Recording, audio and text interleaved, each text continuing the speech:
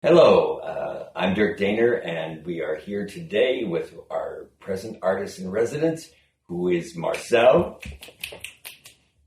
Alcalá Esparza. Did you get that?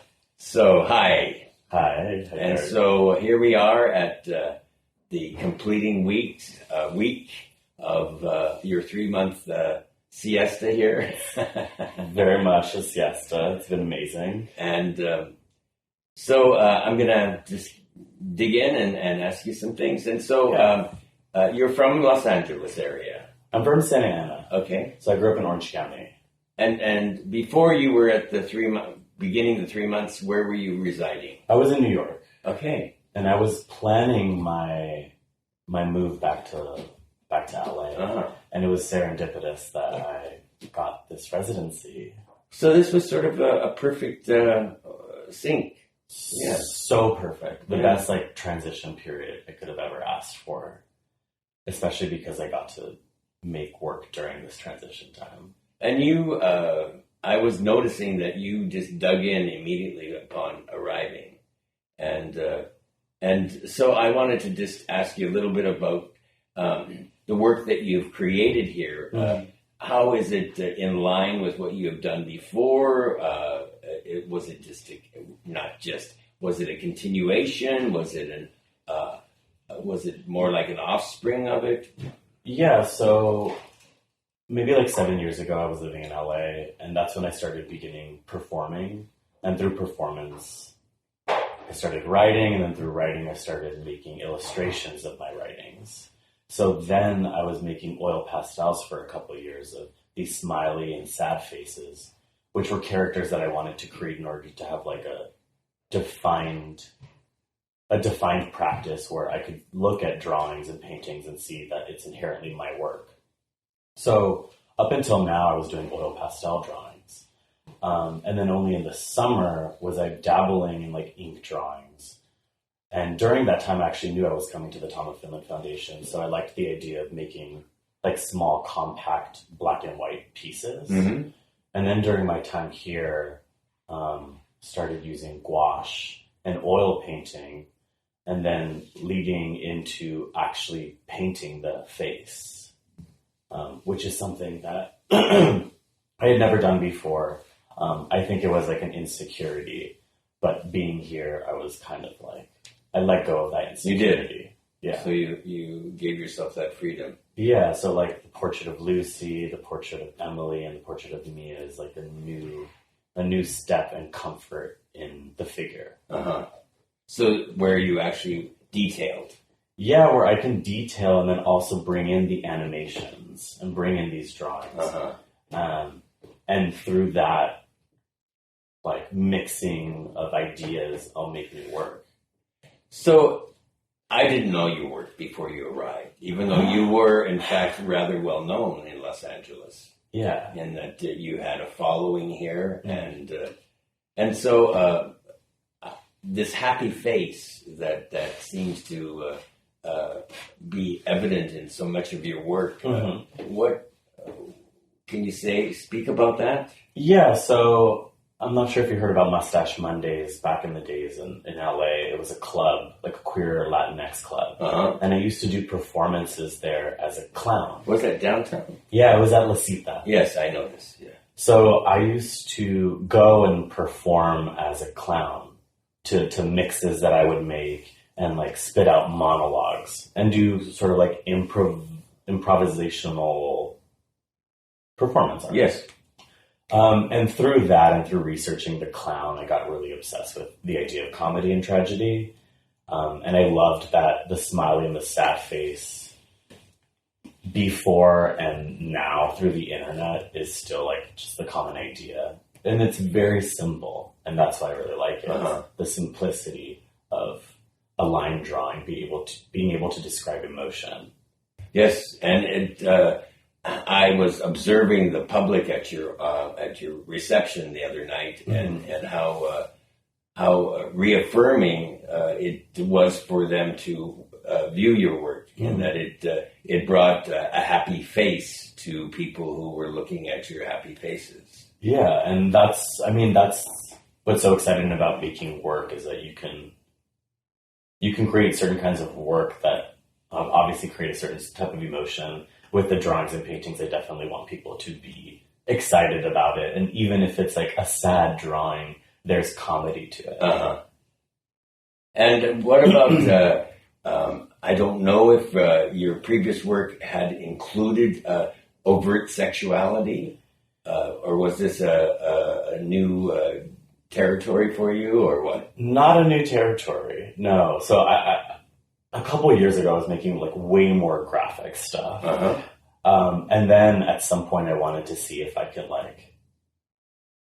and I think it came from like sexual frustration. Like this is like before one of my like major relationships, and I was making these like crazy dicks coming out with like a snake head smiling with like a little tongue.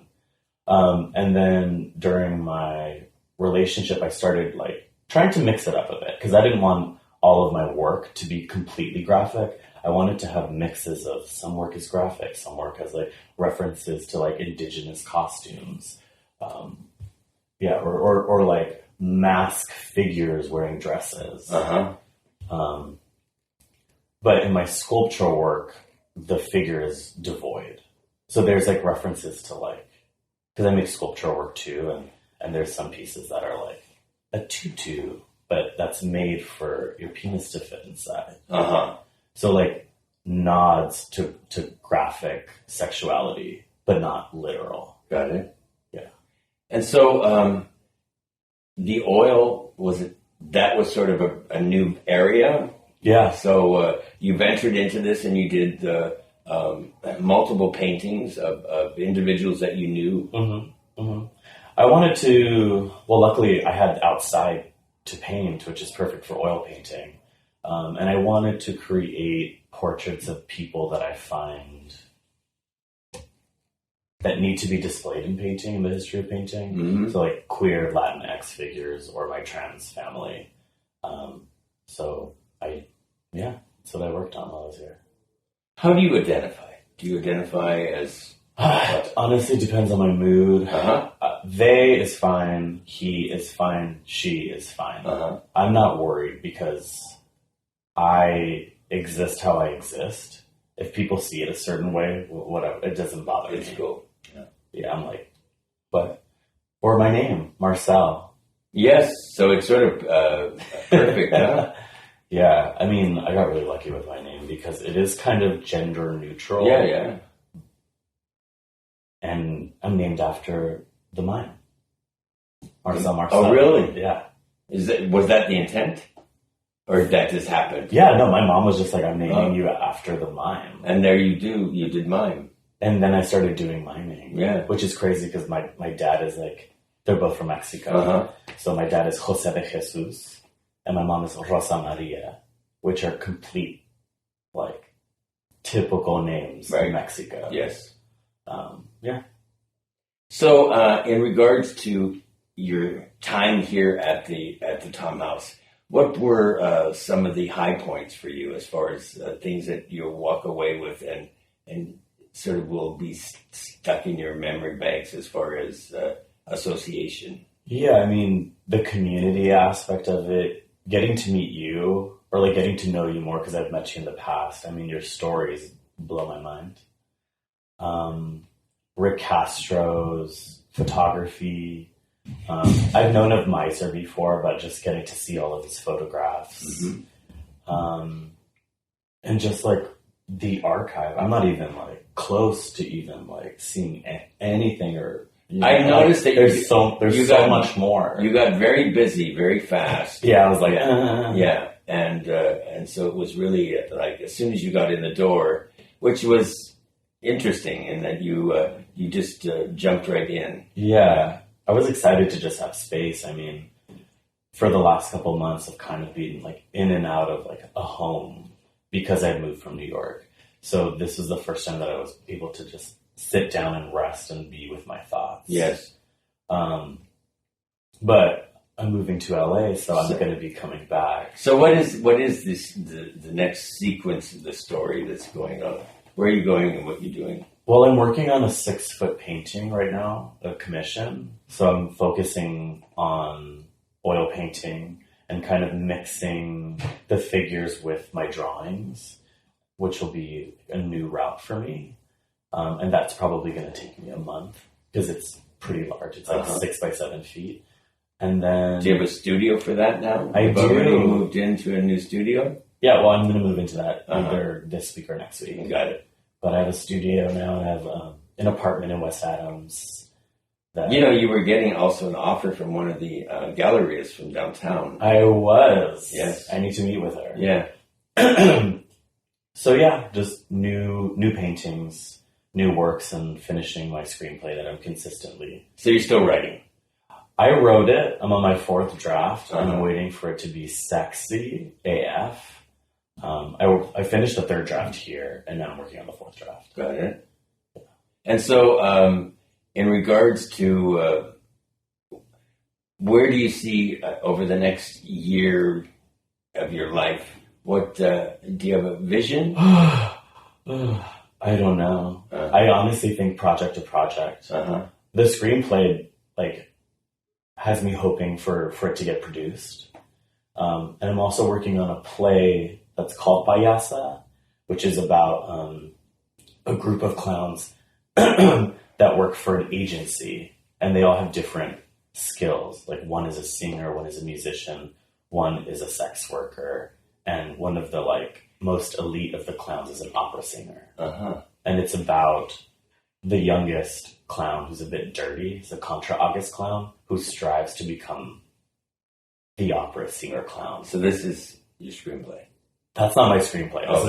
This is a play that I'm working on. Okay. I just don't want the public who are watching this to steal your idea away. Oh, I mean, the history of clowning is there. Yes. I'm not naming the characters. Are you a clown yourself? Yes. Yes. Absolutely. Yeah. And so in regards to, I guess, your takeaway.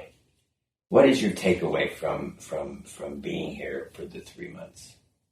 I would say my takeaway is being open to meeting more people, diverse ranges of people. I mean, I'm into that period, but hanging out with more elders, to be honest.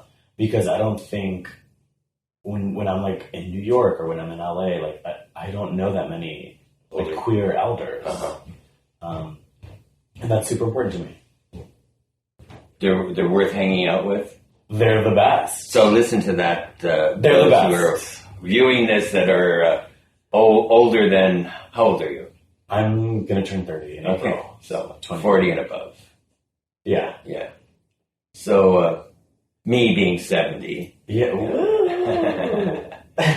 Which is actually, I just want to acknowledge that for me being 70, it's the thing that rejuvenates me is being with younger people. Yeah. And really being able to interact and share and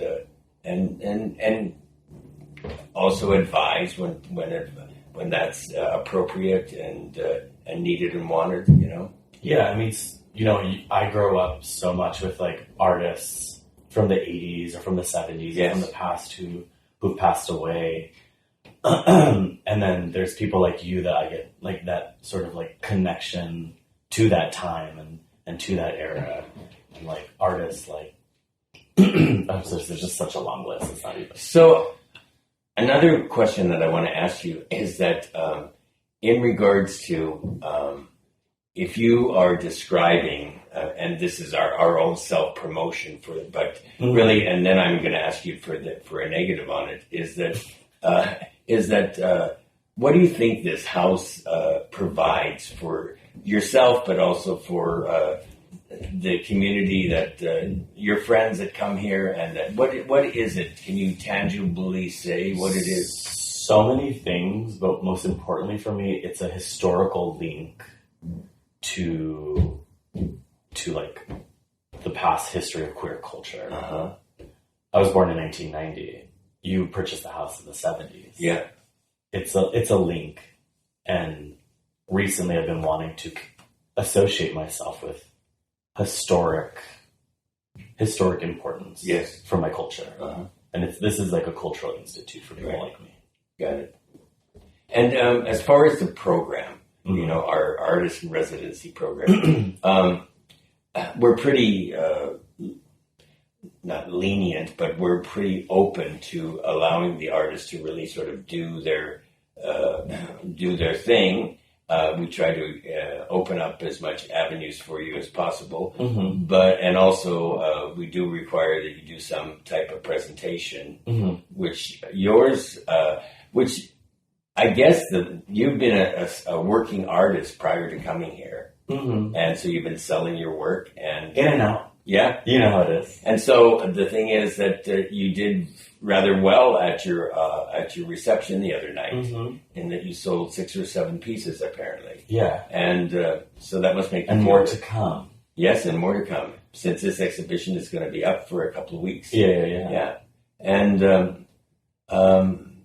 I don't know. I guess I wanted to just sort of. Are there things that you would like to see happen within our programming that you didn't get to experience that you would like to have more of or different? I think maybe a more clear, like what is in the erotic art collection that you guys have that we would have access to. That would be super helpful. So that in fact you don't have to search; you'd be able to find. Yeah, or like the archives, or like these archives. Yes. So you'd like us to spend more time with you on opening them up for you, or just like it being written down on a piece, like on a paper where you can find different things. Yeah, or like what do you have? Yes. Well, that's a good. That's why we're looking for grants to actually be able to digitize. Gotcha. And so we have all of those listed as far as all the different artists that are within the confines of the foundation. Yeah. I know that one day you got to sit and look at Tom's sketches, right? Yeah, a couple days. Yeah. I did like use that to my advantage as much as possible. Right. And like every time Mark moved work around and like changed exhibitions, I definitely took the time to look at the new works and the pieces that were part of the collection. Right. Yes, and there is. And 3 months, like I'm going to be back. Well, that's the thing. That's the door that's open to you. Right. Is that for you to actually use this as your community center? Yeah. And to actually use it as a place to meet people, like meet up with people. Yeah. To actually continue to, because really the facility itself is open to you to take advantage of. Yeah. And you had a very nice brunch here. Amazing. Yeah. And so things like that are still open to you. Yeah. So it's really just about whether you choose to take advantage of it and continue to utilize it. And actually, with the archives, you just because you're departing from being a resident doesn't mean that you can't come and explore the archives. And so that could be an ongoing process. Once every month, you spend a day and you come and you explore a different part of it. Yeah. And I will. Good. So is there anything else you'd like to say to your viewing public here? I don't know. Keep up with the foundation and check out what they're up to. All right. Okay. Cool. Thanks.